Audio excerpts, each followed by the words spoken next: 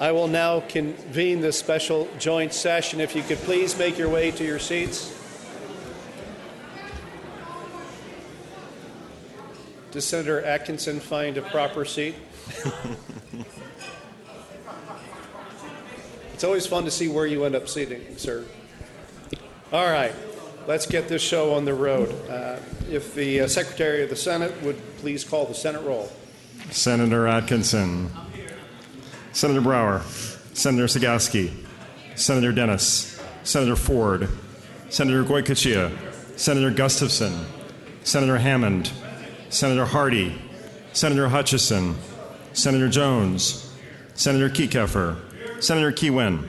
Senator Menendo. Senator Parks. Senator Roberson. Senator Segerblum. Senator Settlemyre. Senator Smith. Senator Woodhouse, Senator Spearman, Senator Woodhouse. Thank you. And Ms. Furlong, would you please read the roll for the Assembly? Assemblyman Aisley. Assemblyman Elliott Anderson. Assemblyman Paul Anderson. Assemblywoman Benitez Thompson. Assemblyman Bobzien. Assemblywoman Bustamante Adams. Assemblywoman Carlton. Assemblyman Carrillo. Assemblywoman Cohen, Assemblyman Daly, Assemblywoman Diaz, Assemblywoman Dondero Loop, Assemblyman Duncan, Assemblyman Eisen, Assemblyman Ellison, Assemblywoman Fiore, Assemblywoman Flores, Assemblyman Frierson, Assemblyman Grady, Assemblyman Hambrick, Assemblyman Hanson, Assemblyman Hardy, Assemblyman Healy, Assemblyman Hickey, Assemblyman Hogan, Assemblyman Horn, Assemblyman Kerner, Assemblyman Livermore, Assemblyman Martin, Assemblyman Munford, Assemblywoman Neal,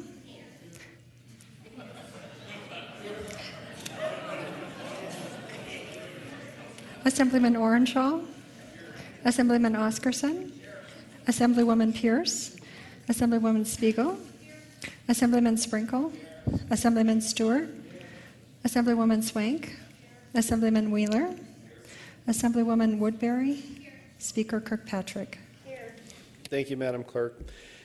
At this time, I will appoint a committee of two consisting of Senator Dennis and Assemblywoman Pierce to wait upon United States Representative Steven Horsford and escort him into the Assembly chamber. The committee will please be about its business.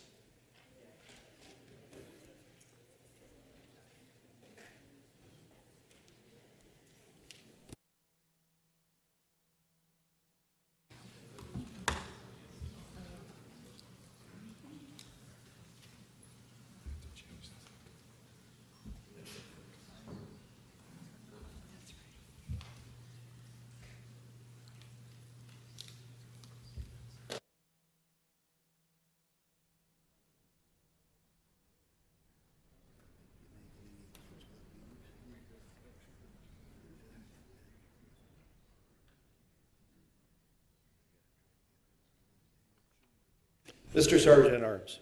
Mr. President, the Honorable Steven Horsford, United States Representative, is at the bar of the Assembly. Thank you, sir. The appointed committee will escort Representative Horsford to the Chief Clerk's rostrum. Everyone, please rise.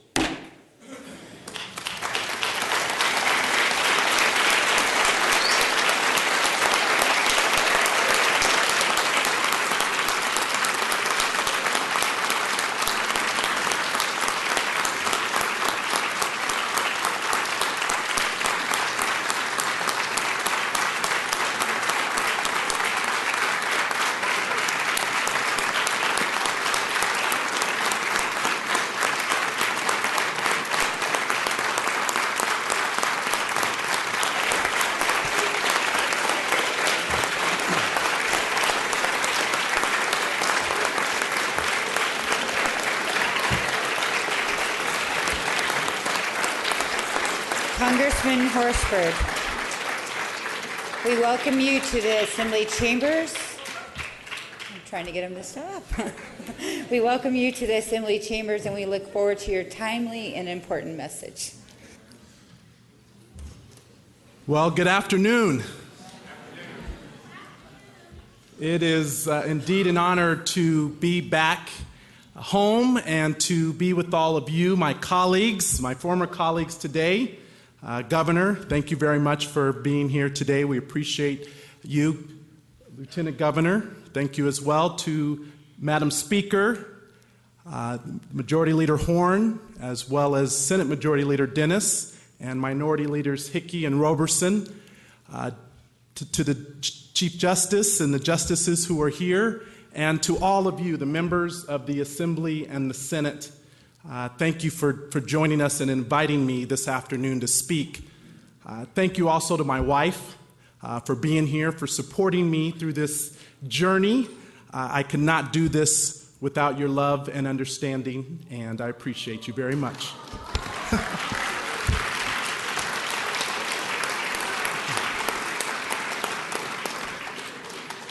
I'd also like to thank the many volunteers here who are advocating for our children as part of Nevada Children's Week at the Nevada Legislature.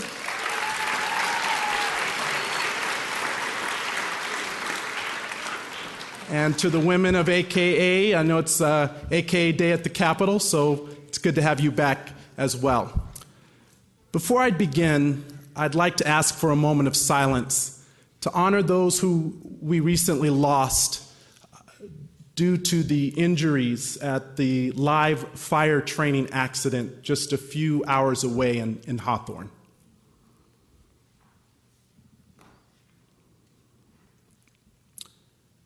Thank you.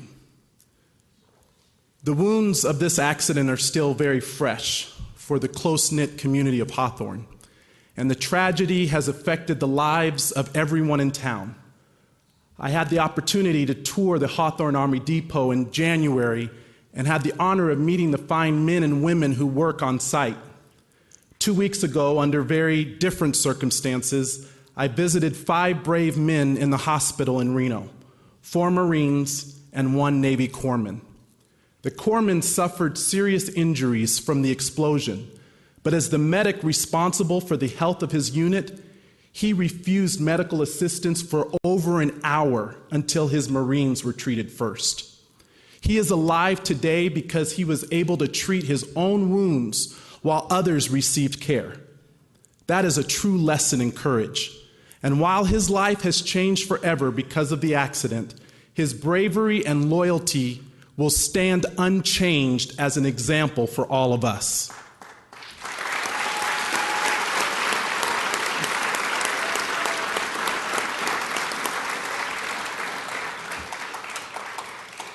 When I visited this young man in Reno, he could not speak, but he wrote me a note. And it's something that I will continue to carry with me as a reminder of the sacrifices of our men and women in the military. His story makes clear that while we face challenges as public servants, they pale in comparison to those who really sacrifice and struggle. Now, as someone who grew up in poverty in West Las Vegas, I can honestly say that addressing the Nevada Legislature as a congressman was never part of my plan. But a difficult past is something I never tried to shake. My experiences remind me why I serve, to help the hardworking and the less fortunate. It has been quite a journey from the Nevada Legislature to the United States Congress. You know, I started in this building as an intern. I remember the first time I came to the floor, I didn't even have a tie to wear. And several members took me down to the old Woolworths to pick one up so I could actually come onto the floor. Having served in the other chamber for 8 years and now to be here as a member of Congress is somewhat surreal. I know we joke about it, but the Assembly usually did have more fun than the Senate.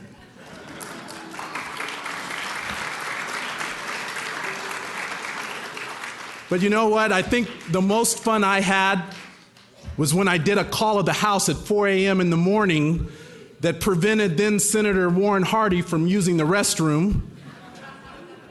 It's that way in Congress, too. The People's House is a lot less stuffy than the upper body across the Capitol. Now, I now represent one of the most diverse districts in the United States, both geographically and demographically. Nevada's 4th congressional district is 52,000 square miles, roughly the size of Alabama, and includes Nevadans from all walks of life. No city or town in this district is the same. They all have different perspectives, different economies, and different needs. From the Walker River Paiute tribe in Mineral County to the workers at the solar plant in Tonopah, to the residents of North Las Vegas and every community in between. These diverse constituencies reflect the changing face of our state and our country. And while our state continues to become more diverse, more unites us than divides us. Nevadans want to get back to work. They want their children to have a shot at the American dream, and they want peace of mind in their golden years. Although progress is slow, and I shake my head at some of the nonsense in Washington sometimes, I am optimistic about what can be accomplished. The 113th Congress has picked up the pace compared to the previous class, and I'm hopeful that we are going to get things done. I was glad to see congressional gridlock break on the first bill I co-sponsored, the Violence Against Women Act.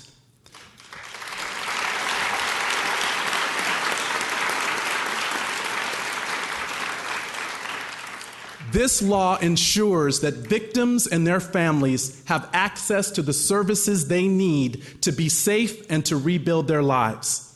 The 2013 reauthorization of this law expands protections to LGBT victims, immigrants, and Native Americans.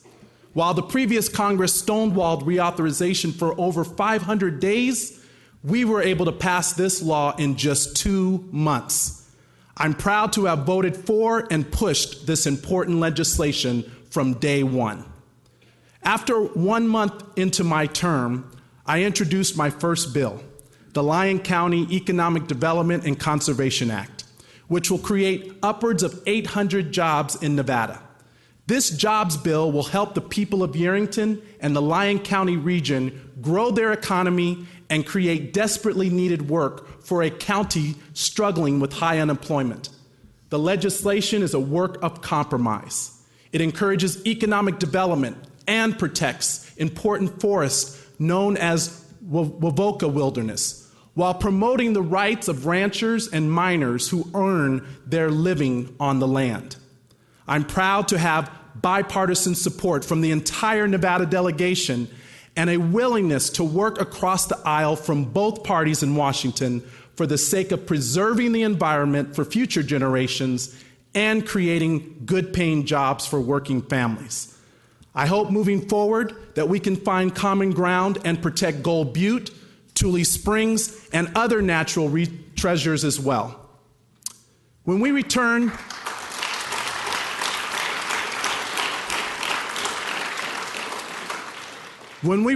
next week, Congress will move forward on immigration reform.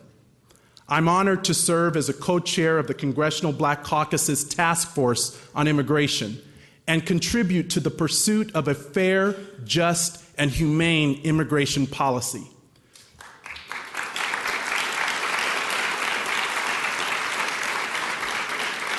Comprehensive immigration reform is the civil and human rights issue of our time that affects everyone from all communities, including our veterans.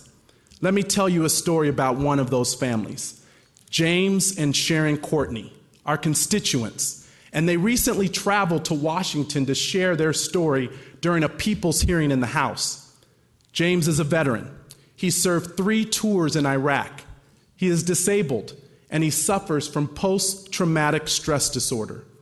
His wife does not have a green card. In 2003, Sharon was detained and held for hours in El Paso by Border Control. She was denied a phone call and wasn't allowed to speak to anyone. Without explanation, she was instructed to sign a document. If she did that, she would be free to go. So she signed the papers. Now, Sharon stands accused of falsely claiming to be a U.S. citizen, and at age 35, a deferred action program cannot help her. James and Sharon's future together, their children's future, depends on the outcome of comprehensive immigration reform.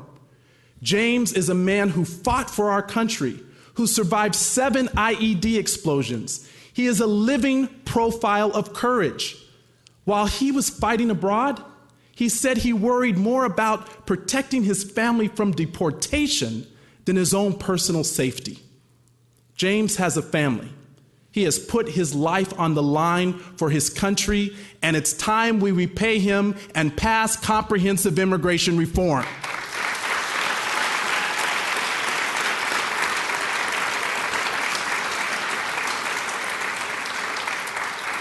Surely, his request to keep his family together is not too great a burden for this country, given what he has done to honor and protect all of us. So when an immigration bill is unveiled, I will fight for the Courtneys and the countless other families that are counting on Washington to show just a fraction of James's courage. I will fight for a pathway to citizenship. Immigrant families in Nevada and across the United States should not be forced to live in the shadows any longer.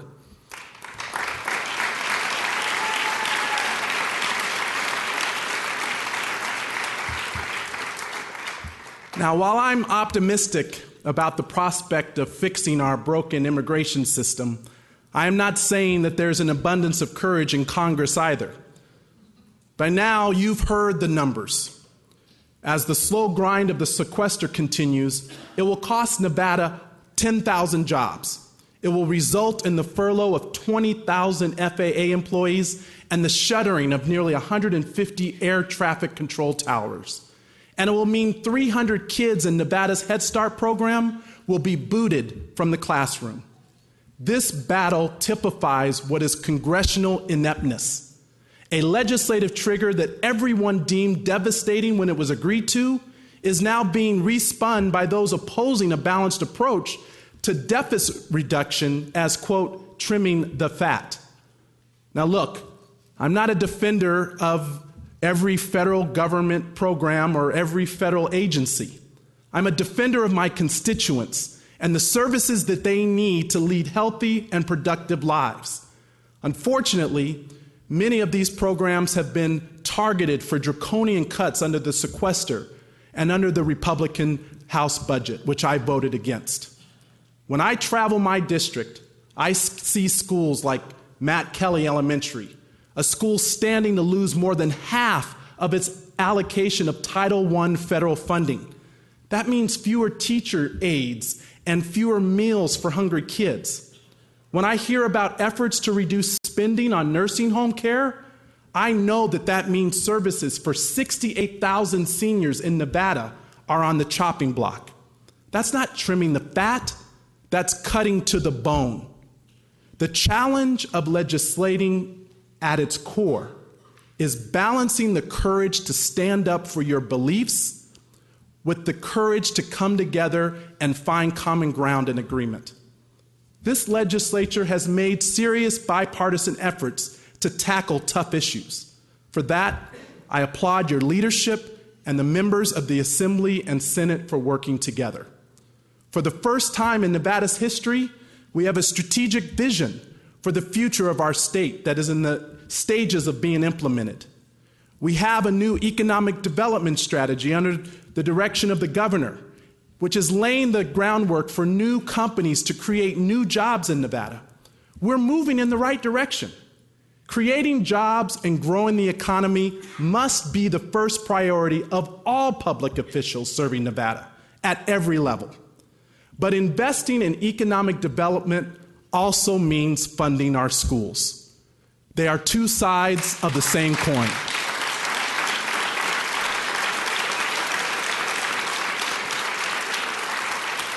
One thing I think we can all agree on is that Nevada does not receive its fair share of federal funding.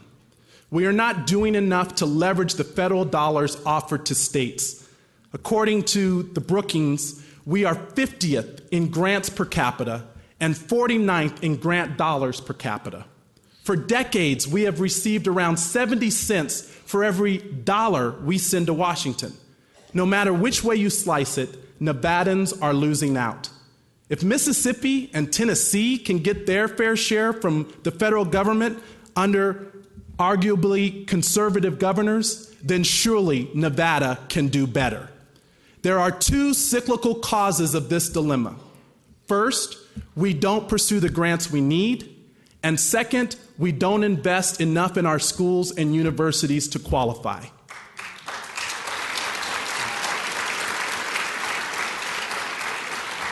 That's why I urge you to work together to expand the grant writing capacity of Nevada, to invest more in the Office of Grant Procurement, Coordination, and Management that was created in 2011.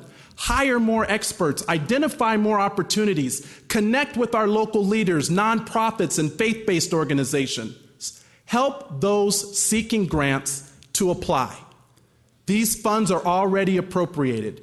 Grants for research and development, early childhood education, training for workers at community colleges, and Health Institute grants for medical education are on the table. If we don't go after the funding we need, another state will happily take it from us. We shouldn't just chase grant money because it's there either. We should pursue federal funds because it is a critical missing piece of our economic development strategy and because the people of Nevada deserve it. Now,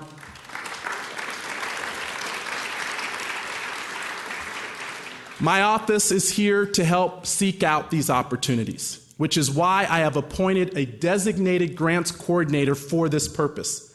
I look forward to working with state officials and grant writers at every level to leverage the funds that are due to Nevada. But the bottom line is that Nevada is still a state that suffers from the chronic shortages in funding for schools and social services. We must develop a long-term, stable budget that funds our schools, not 20 years from today, but now.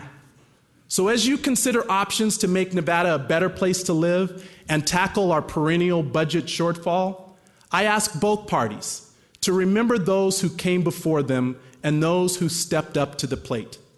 The Nevada Legislature has a rich history of compromise and agreement when it seems unlikely. Assemblyman Marvel, a man inspired to serve by the Sagebrush Rebellion, a successful rancher and rural legislator, knew what it meant to find agreement during divisive dispute. In 2003, he cast a decisive vote in favor of revenue to fund our schools. He knew he would take heat for it. Before casting his vote, he explained that the schools in his district simply didn't have the money to hire the teachers that they needed. When asked if it was a tough vote, Assemblyman Marvel responded that it was the right vote. If you're going to be a statesman, he said, be a good one. If I was going to do something, let's do it right. It turned out around and got me in the end, but at the same time, it was for the right reason. Assemblyman Marvel lost his bid for re-election, but that's not the story we know of him in this legislature. His story and his lesson to all of us is that survival should not be the first instinct of politicians. People like Assemblyman Marvel and Senator Raggio are remembered for the tough decisions they made. In an era of term limits, it is crucial to learn the lessons of those who came before us. I wish I could have joined you last week when you commemorated the life's work of Senator Bill Raggio. I enjoyed weekly lunches that Bill and I had. Sometimes we talked about legislative issues and moving the process along, but oftentimes we just talked about our families, or Bill would share a piece of Nevada legislative history with me.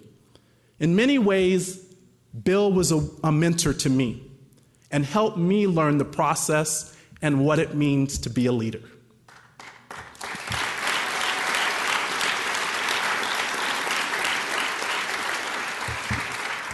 He transcended politics and partisanship, and that is what made him a true statesman.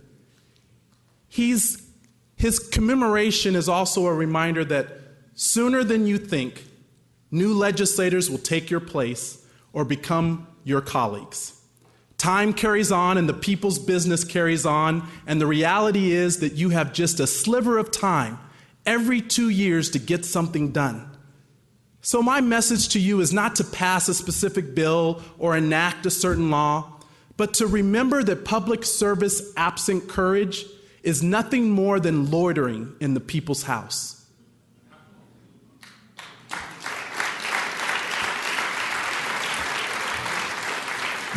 Now, I know there are tough decisions ahead, and the public has placed trust in you, in us, to stand for those not capable of always standing for themselves, to remain true to our values, and to find common ground when first glance only reveals division.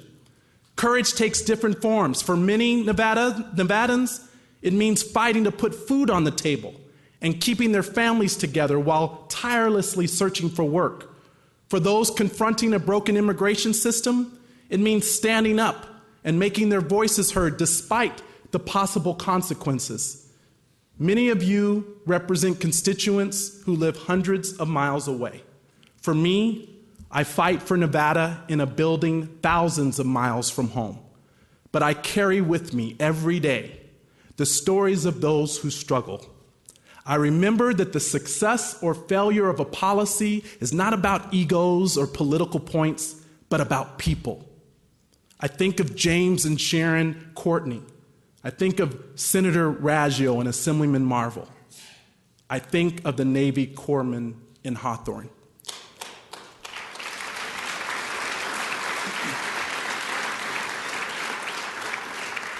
True public service means never letting this chamber become a bubble.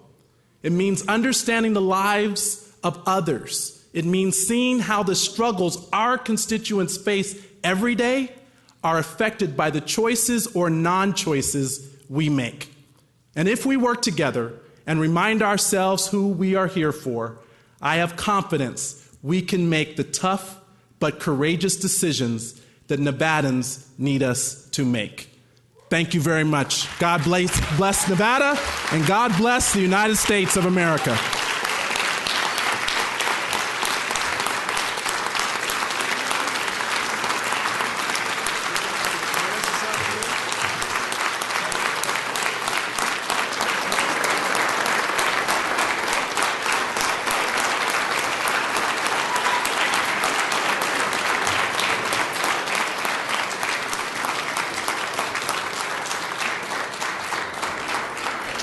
Senator Atkinson, please. And I know where you're sitting. Thank you, Mr. President. Mr. President, I move that the Senate and Assembly in joint session extend a vote of thanks to Representative Horsford for his timely, able, and constructive message. Thank you, sir. Assemblyman Elliott Anderson, please. I second the motion. You've all heard the motion. Those in favor of it, please signify by saying aye. And if you're opposed, say no. Motion is carried. The appointing committee will escort Representative Horsford, he's almost already there, but to the bar of the Assembly, please. Thank you, Senator.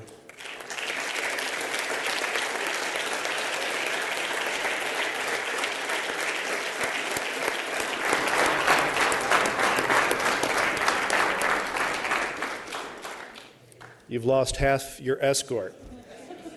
We need to be about our business.